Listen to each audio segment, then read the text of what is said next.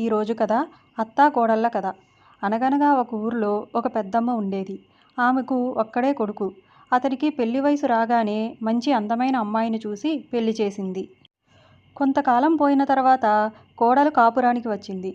అప్పుడు కోడలు అత్తతో, అత్తా అత్తా, నీ కోడలు కాపురానికి వచ్చింది కదా, ఇంక నువ్వు చచ్చిపో అత్తా అని అంది.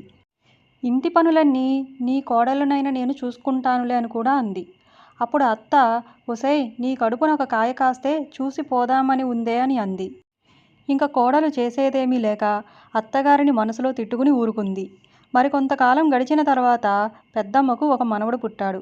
అప్పుడు కోడలు అత్తతో, నాకు కొడుకు పుడితే చూసి చచ్చిపోతా అన్నావు కదా, ఇంక చచ్చిపో అత్తా అంది.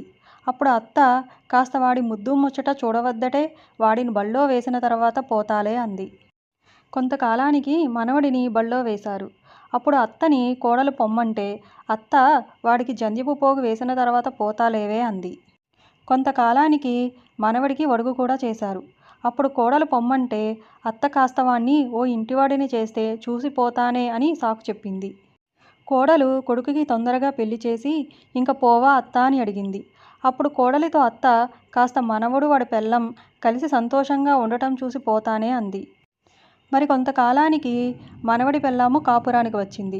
అప్పుడు కోడలు పొమ్మంటే అత్త, నీకు కూడా కోడలు వచ్చింది కదా, ఇంటి పనులు అది చూస్తుంది లేవే, నువ్వు కూడా రావే, ఇద్దరం పోదాము అంది. ఇప్పుడు కోడలికి పెద్ద చిక్కే వచ్చింది. ఇది తప్పించుకోవటం ఎట్లాగా అని ఆలోచించి అత్తతో దొంగ ఏడుపు ఏడుస్తూ, అత్తా అత్తా, నీవు పోతానంటే నా కడుపులో గుబగుబలాడుతుంది, ఏడుపు వస్తుంది, నువ్వు పోవద్దులే అత్తా అంది. అత్త ముసిముసి నవ్వులు నవ్వుకుంటూ మనసులో తన తెలివికి తననే మెచ్చుకుంటూ, సరేలేవే, మరి నేను ఉంటే నాకు చాకిరీ చేసేవాళ్ళు ఉండొద్దా, నువ్వు నేను చెప్పిన పనల్లా నాకు చేస్తానంటే ఉంటా అంది. అప్పుడు కోడలు మనసులో అమ్మయ్య బ్రతికాను అనుకుని అప్పటి నుంచి అత్త చెప్పినట్లల్లా వింటూ ఉంది.